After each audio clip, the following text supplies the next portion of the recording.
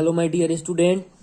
तो चलिए आज हम लोग को पढ़ना है कुछ इंपॉर्टेंट टिप्स के बारे में। तो बिना समय को बर्बाद किए हुए आगे बढ़ते हैं और समझने की कोशिश करते हैं। आइए देखते हैं कि आईआईटी जेई 2008 में हमारा पूछा हुआ ये सवाल है, जिसे समझने की कोशिश करेंगे और कोशिश करेंगे कि हमारे साथ साथ लिखें ताकि आप लोग को ज़्यादा फायदा हो सके। तो चलिए, बहुत सारा चीज़ पढ़ना है। तो जैसे मान लीजिए कि KCl into MgCl2 into 6H2। आप लोग तो इसे इंटू समझ रहे होंगे, तो गलती क्या कर देंगे, बनाते समय आप लोग मल्टीप्लाई कर देंगे। जैसे मान लीजिए आप लोग बनाएंगे और क्या प्रोसेस करेंगे, ऐसे मल्टीप्लाई करके और बाद में झोल कर देंगे, आंसर आने वाला नहीं है। देखिए प्रोसेस यही है कि जब भी आप लोग को बीच में पॉइंट्स दिखे कोई भी क्वेश्चन में, तो आप लोग प्लस करेंगे। तो पोटासियम का 40 हो गया, क्लोरीन का इतना हो गया 30.55, मैग्नीशियम का 24 हो गया। कैल्शियम का 40 क्यों हुआ, क्योंकि ये ऑड इवन ट्रिक को फॉलो नहीं करता है। और क्लोरीन यहाँ पे 2 ठो है तो 2 ठो ले लिए। और ये जो 6 है वह मल्टीप्लाई में है, तो इससे मल्टीप्लाई होकर ये 12 हो गया, क्योंकि 2 हाइड्रोजन है। और ये जो ऑक्सीजन है इसका एटॉमिक मास 16 होता है, और ये मल्टीप्लाई 6 से हो जाएगा। मैं बार बार बोल रहा हूं कि जब तक आप लोग को एटॉमिक मास याद नहीं होगा तब तक कोई फायदा नहीं है। जब तक एटॉमिक मास नहीं याद होने वाला है तब तक कोई फायदा नहीं है। मैंने एटॉमिक मास लिखा है, तो यही है, आप लोगों को समझ रहे होंगे। और सबको लास्ट में क्या करेंगे, प्लस कर देंगे। प्लस करने के बाद हमारा आंसर कितना आएगा, इतना आएगा। तो देखिए एक और क्वेश्चन है हमारा, जो कि आईआईटी में पूछा हुआ सवाल है ये। और ये क्या चीज में पूछा हुआ है, तो हमारा ये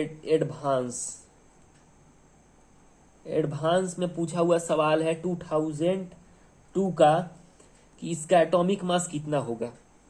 तो आप लोगों से निवेदन है कि निकालेंगे घर पे इसे और कमेंट बॉक्स में डालेंगे, तो मुझे पढ़ाने में भी अच्छा फील होगा कि आप लोगों ने मेरा कहा हुआ माना और अच्छा से फॉलो किया। ऐसा मैं आप लोग को बता दूंगा इसका आंसर अगला वीडियो में। चलिए बनाने की कोशिश करेंगे, आगे समझते हैं।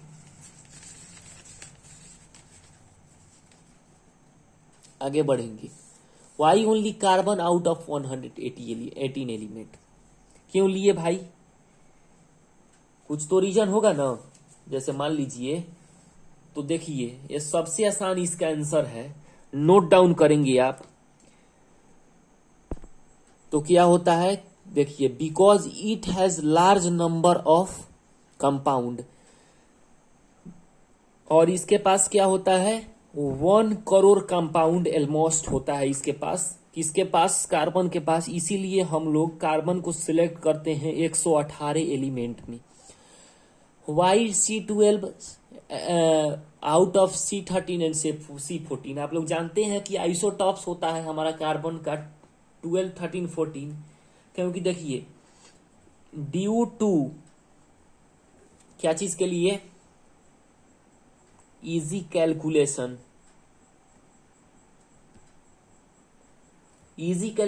के लिए हम लोग इस्तेमाल करते हैं। सॉरी, देखिए इसका आंसर ये नहीं होगा, इसका आंसर ये होगा Y1/12 पार्ट ऑफ C12। देखिए मैं इतना इंगेज हो गया था पढ़ाने में कि मुझे पता ही नहीं चला कि मैं किसका आंसर लिख रहा हूं।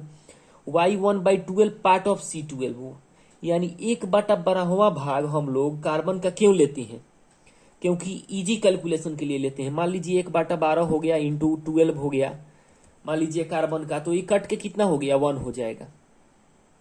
कोई दिक्कत। जैसे मान लीजिए मैं आपको आगे एग्जांपल शो कर रहा हूं कि कैसे हुआ है। देखिए ये वाला क्वेश्चन समझ लेते हैं कि C12 को ही क्यों लिए हम लोग ये दोनों में, क्योंकि ये आइसोटॉप्स तो है, और कार्बन का ये तीनों आइसोटॉप्स होता है 12, 13 एंड 14।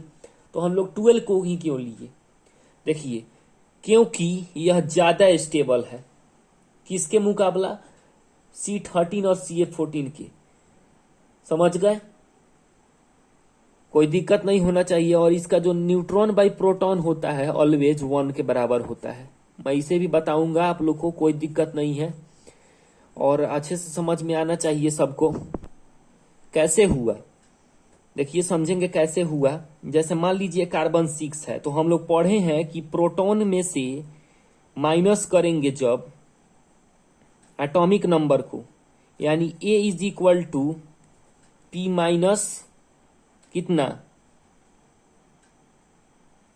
करेंगे, N निकालने के लिए A माइनस P करेंगे कि नहीं करेंगे। तो N निकालने के लिए माइनस P किए तो सॉरी P माइनस A होता है।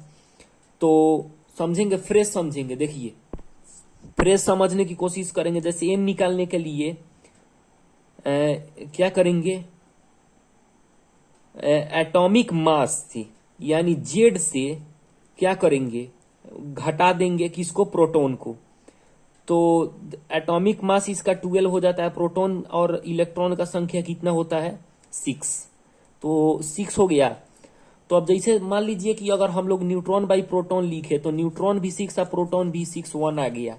तो कट के, सॉरी आप लोग को नहीं दिख रहा होगा, मैं फिर से बता देता हूं कि जैसे मान लीजिए एन निकालने के लिए Z माइनस P का यूज करते हैं, तो एन जो है हमारा वह 12 माइनस 6, यानी एटॉमिक मास कार्बन का कितना होता है, 12 होता है, और प्रोटॉन का संख्या 6 होता है। तो माइनस किए तो 6, न्यूट्रॉन बाई प्रोटॉन 1 कैसे हुआ, तो न्यूट्रॉन भी 6 प्रोटॉन भी 6, कट के 1 आया आंसर।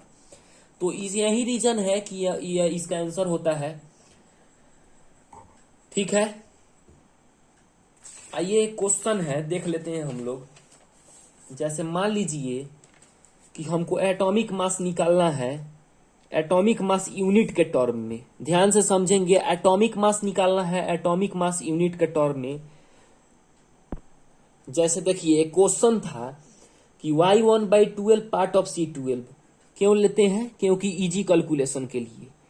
ठीक है, किस लिए लेते हैं हम लोग, ये क्वेश्चन था ना, Y1/12 पार्ट ऑफ C12 क्यों लेते हैं, तो इजी कैलकुलेशन के लिए। तो इसका आंसर हम लोग देखेंगे। जैसे यहाँ पे क्वेश्चन था कि ड्यू टू इजी कैलकुलेशन, तो इसका फॉर्मूला जो होता है वह mass of 1 atom of given element by 1/12 mass of 1 atom of C12।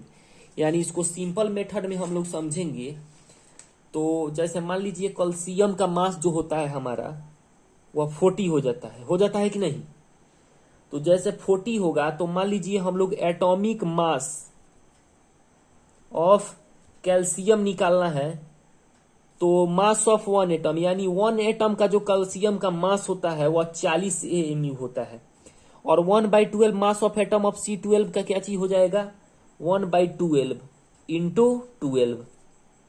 Mass of 1 atom of C12 कितना हो जाएगा, एक एटम का मास 12 AMU होता है, तो ये 12 से मल्टीप्लाई कर दिया, 1/12 मास है। और 1 एटम का जो एलिमेंट का है वह एटॉमिक मास होता है 40।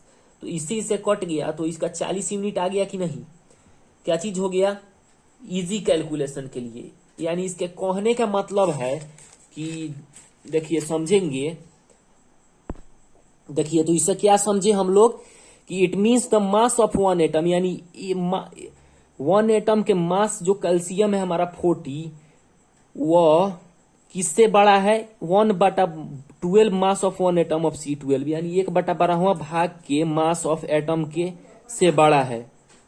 ठीक है, कैसे, जैसे मान लीजिए 1, देखिए यहाँ पे समझाया था कि 1 एटम ऑफ, यहाँ पे कि mass of 1 atom of element कितना हो गया, 40 यूनिट हो गया, और इसका जो हुआ वह 12 यूनिट हुआ। तो ये तो बड़ा ही है ना इससे, समझे। ठीक है,